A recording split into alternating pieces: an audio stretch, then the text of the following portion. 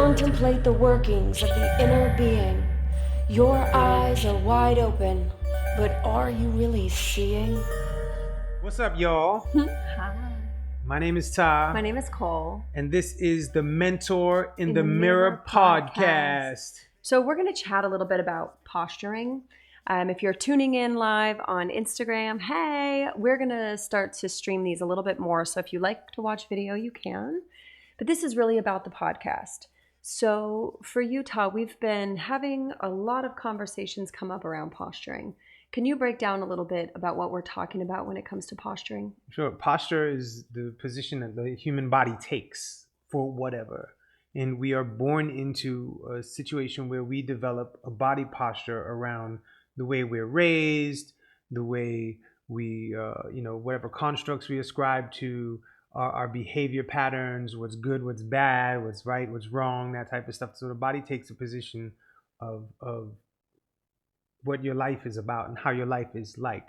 So everything has a posture to it. And there's a posture to if you're raised in a culture where you have to be a boy as a male or a girl as a woman, there's a posture to it. So it's don't do that, don't walk like that, don't move your hands like that. Or don't cross your legs. I hear that a lot with dudes. Well, I mean, I did a whole Facebook post on that a few years back around the not crossing your legs thing. Well, I mean, if you're born into a space where people condition you to be a certain way, your body will take the shape of that. And it's just like doing something. Everything that we do is over and over again. It's repetitive, or from impact. If you're slumped over, right? If you're afraid of something all the time, chances are your body's going to move into a hiding space. If you're getting hit as a child or you're getting hit as a person and you do this, your body takes a posture. When we have clients that have scoliosis, chances are most of the time they've had parents that have, if it's not from an injury or whatever, they've had parents that were hitting them and they kind of leaned away from the parents, or the parents that were yelling at them. Or like sitting at the dining room table every day. They were forced to sit as a family and the sibling next to them.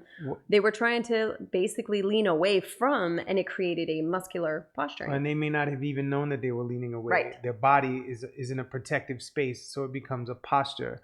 And posture is everything that we do. So if you frown all the time, like if you look at my forehead, I have frown marks on my forehead, and that's from frowning all the time, when I was thinking a lot, when I was distressed and all of that. So my body has taken on the posture of distress. This is a distress thing for me. So that is part of my posture. And there's muscular posture, there's skeletal posture, there's musculoskeletal posture, there's spinal posture, there's energetic posture, there's financial posturing, there's all family dynamic posturing, if you're the father versus the mother. When you look at people's families, there are people who tend to be slumped over, and they may learn that from their parents. And they see how their parents are, and they watch, and they condition their bodies after their parents. It's not just a genetic thing, it's how people are performing. We learn there are certain people who walk with a certain posture and they mimic their parents and they learn that posture. So the body takes on the posture. And when you look at things like racism, when you look at things like oppression, there are postures to it. And there are people who will get in your face and posture. When people talk about a snake posturing, when a cobra comes up, it's posturing because it's posturing for an attack. Well, not especially, but it's something easily recognizable in men. And I watch it with men with you all the time, that because you're muscular, because you present in a more like manly fashion, I'll see guys come up and like slap you on the back and like punch you, and as if it's this machismo. I hate that shit. I know you do. I really can't stand that shit. Stop punching me. Stop slapping me. Stop doing the bro shit. Stop doing the chest bump and stop doing the bro shit to me, man. I'm not interested in that.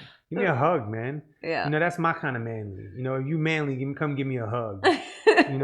Slapping me and chest bumping. Every time I watch you do it, and I've told this story before, but I don't think I have on the podcast, that my 5-year-old nephew, the first time that he met you, he's not 5 now, he was about 5 then, you walked into the house and the first thing he says when he sees you is, "I'm stronger." I'm stronger. I was like, and then he came over and he was like, "My dad's stronger than you too. He can run faster than you." I'm like, bro, I'm just standing here. But even the way he was posturing his body. Yeah, he stood up taller. He stood up taller because he associates that with being started strong. Flexing his muscles. So there's a thing, sit up tall, sit up straight, mind your posture. when you're, many women that I've met and come across have been told that they should sit a certain way when they're around men so that they're perceived a certain way. I mean, if you look on Instagram, you can see how many women are pushing their booty back in that anterior tilt. Mm-hmm. And I think that it's becoming a muscular posture. Well, it's called a sway back. Right. No, I know, but I feel like people are getting conditioned into it more now from watching these Instagram profiles. Well, I mean, booty is a big thing now. Right. But I mean, it always was, but now there's this now it's like repetitive, and especially if you follow fitness pros, when you understand about that kind of posture, it is so terrible for your back and for your system. But if you're always posing like that and you're going to the gym and sticking your booty out like that, you're going to cause disruption in the entire kinetic chain of the body. Well, I mean, not to mention the lumbar spine disconnect and herniations and sciatica and all the other jive that happens with having that kind of postural situation. And we're told that's sexy to have that push out. Or if you look at, say, Sports Illustrated, there's a certain way that models will arch their back for it to look more sexual. But I assure you, there is nothing comfortable about those positions. And I mean, you said we are told that that's sexy. As a woman. That is also a posture of totally. That is a posture of consumerism. It's a posture of sexism. Mm-hmm. It's a posture of a lot of different situations. So when you consider the posture that your body is taking, what is it part of? What system is it? Is it a family posture? Is it a posture for Catholicism? Is it a posture for Americanism? Is it a desirability? Whatever. It's a posture. Yeah. So your body takes on the shape of whatever you do repetitively, over and over again. And this is why repetitive exercise makes the body shape and get into a particular type of shape. There's a runner's body. A runner has a particular type of body. A football player has a particular type of body. A basketball player has a particular type of body. So all of these things are particular shapes. When you look at a basketball game, most of the guys on the court have a very particular type of shape. When you look at a boxer, boxers have very, very well-rounded bodies.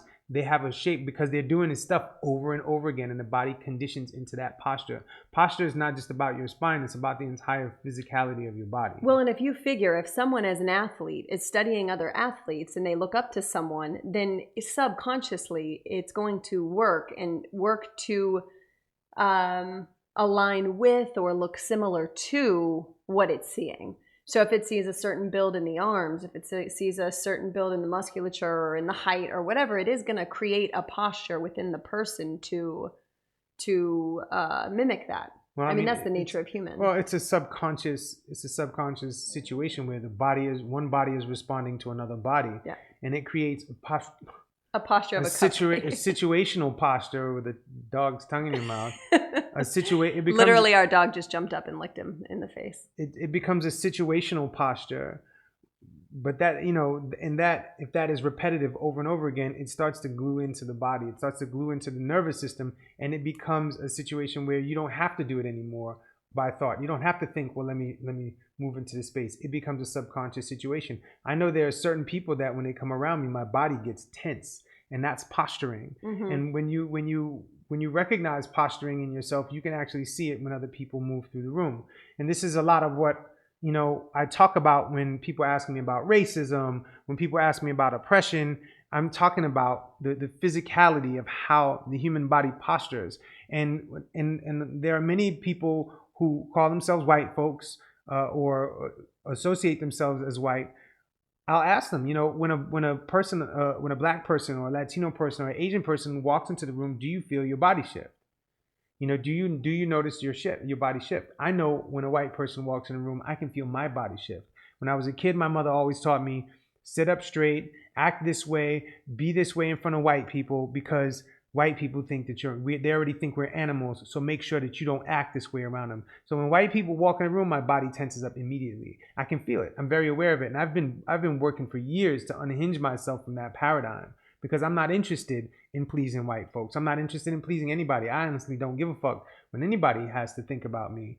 But my body is still programmed to posture when certain people walk through the door. So me being in a space of awareness, I can recognize where I have been affected by that construct of racism from the past. Right. And this is something that affects All of us on this planet. Well, and you can deny that. People can deny it all they want, but your body does posture in these spaces. Well, I mean, there's nothing really to deny as far as posturing. If you consider, if you have a big meeting, or if you've gone to a Tony Robbins event or another coaching structure, and one of the first things they tell you before you walk into a meeting is to get in like a champion pose, to open up your shoulders and your chest so that you can change the way that your body is presenting itself. Because if you are hunched over, if you are rolling your shoulders in, that is a defeated posture.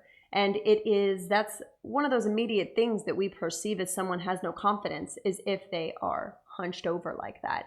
And so one of the things in a lot of trainings that you learn in sales or in self-work or whatever is to change your posture, because that changes the chemical release going on in your body as well, and how you're perceived. So especially if you're looking to be a leader, changing your posture is one of the first things, but it's not just changing the physicality, it's understanding and bringing awareness to the processes that are driving the posturing, because there's so many layers and levels to it. There's tons of layers and levels to it. And it's, it is the physicality. And like you said, it is the hormone situation.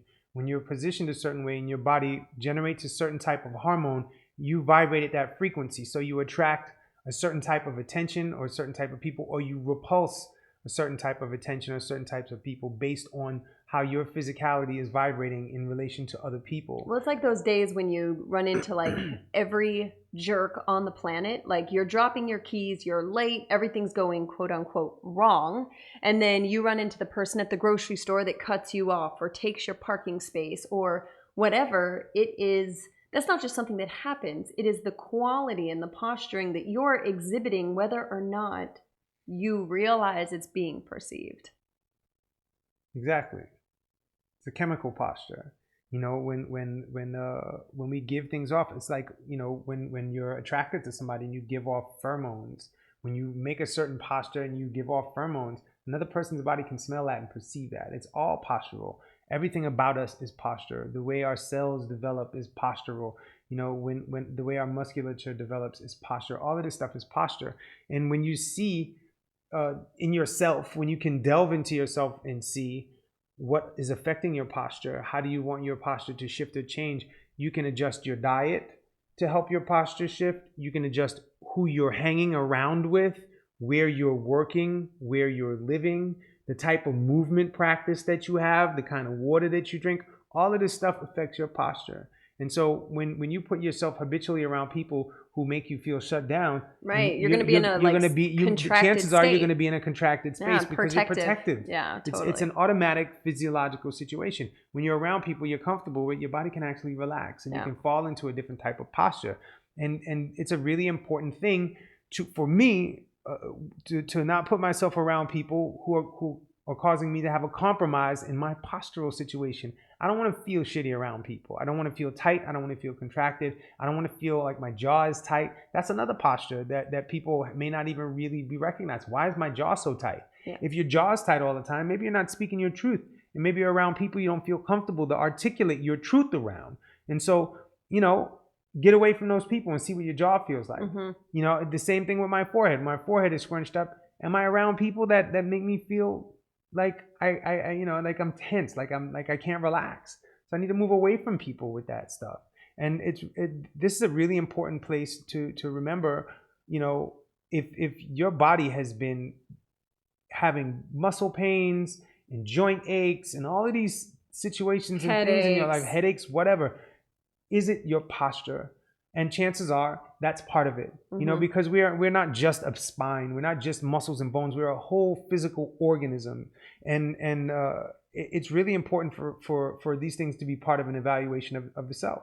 Am I where I want to be? Am I functioning with who I want to function with? And does it flow for me? Yeah. And am I going to shift my posture? So I think posture is a very important thing that people could really look into as far as adjusting their situation and listening to what the body is telling you. If your posture, they have all kinds of postural analysis, and if you're interested in doing a postural analysis, maybe I'll do one for you. Reach out, hit us up on Instagram and say, hey man, what's up with that postural analysis? And maybe we'll get one done for you. and see what your posture looks like just when you're standing up straight.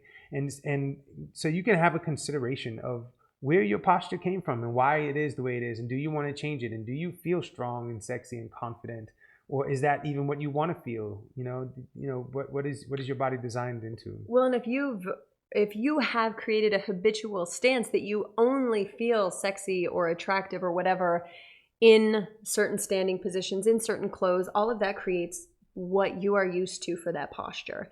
And it's looking at, there's always value for me in changing up my clothes or changing up my hair, because what I'm doing is I'm changing up my experience and my posture. Whether it's a different pair of pants that fit differently, a different type of shirt or different earrings, that somatic experience changes the way that I posture myself.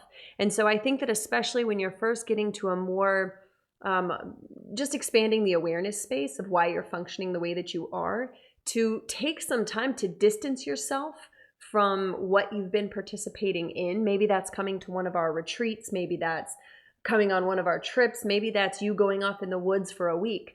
But actually removing yourself from the environment that is supporting these habits and postures that you already have. And I think that by taking that step back and expanding that awareness, that as you re-enter into your environment, you can be like, wow, every time I think about going to work, I get sick to my stomach. That's a posture. Your body is reacting to its environment. And until you're attuned to those things, until you're attuned to how those postures are impacting your, not only your health and your physicality, but your mental capacities, it can make it a really confusing space to be, that people call depression or anxiety, when really for us, a part of it anyway, is what we call multi-construct strain. You have multiple constructs, multiple postures that are not congruent, that are pulling you in different directions for different purposes. So your body is one way around your mom, your body's one way around a partner, your body's one way when you play sports, and those are not always functional for sustainability and longevity. Well, I mean, and if your mother and your baseball team and all this other stuff is in the same place at the same time, where does your body go? Yeah. And it starts to become really confusing for the physicality, and it becomes dis-ease. And that's when things get snapped. That's when people twist ankles. That's when people break wrists and fall. Totally. All of these things happen because the posture is each posture is disagreeing with the other, and it becomes a mess because the body doesn't know. It has all these different subconscious programs running at the same time. So, if you're interested in delving into this, I recommend standing in front of the mirror and asking yourself, what do I feel like when this happens? And think about your mom, and think about your cousin, or think about your boyfriend or your husband, your kids, your pets, and see what your body does in the mirror. Take your clothes off and take a look at yourself in the mirror. The greatest mentor you have is in front of the mirror. Your body will, when you ask yourself the questions, your body will reflect, or it'll at least give some feedback, we'll say. And it's not always easy to determine what it is, which is why we discuss that a lot in our retreats. And you can learn a lot in those observations. Yep. And we have a retreat coming up in September. And That's we have true. some space. If you're available and you're interested, hit us up. Hit us up, DM us on Instagram, shoot us a message on Facebook, and let us know. We'd love to have you come through. We're really looking to connect now with people that are determined to bring awareness to how they're operating and functioning, so that they can not only lead from a place that's very heart-centered and authentic and integral to their own personal cosmologies and beliefs, but also for their health. Because when these things are running in the background, we see stomach aches, headaches, we see thyroid issues, we see reproductive issues, we see a lot of different anxieties, depressions, because there's a lot going on that's not congruent, that's being fueled by a lot of these postures, expectations, and fears. So if you have considered coming to one of our retreats in the past or one of our masterminds, this would be a good time to do it. We still have space for September. October is full. I think we still have 1 or 2 spaces for December. Hit us up. Let's have a conversation, because we are really looking to optimize human evolution, which means starting with you and your household and how it relates to your business. So there is a lot that we discuss as it relates to business, and that includes starting with the nucleus of your business, which is you. So, if you love this, and we know you loved it, rate, review, subscribe, share with a friend. And if you're looking for more of this on Instagram, hit that heart button. Let us know that you're tuning in, or come watch the video. Ta's usually shirtless, so it doesn't suck to see video. As always, we love you so tremendously, and with a fervor that we will continue to, I guess, exhibit, because words are nice, but come get you some at one of our retreats. We love you. Have a beautiful, wonderful day. And until next time, my name is Cole. My name is Ta. This is Mentor in the Mirror podcast. Be free.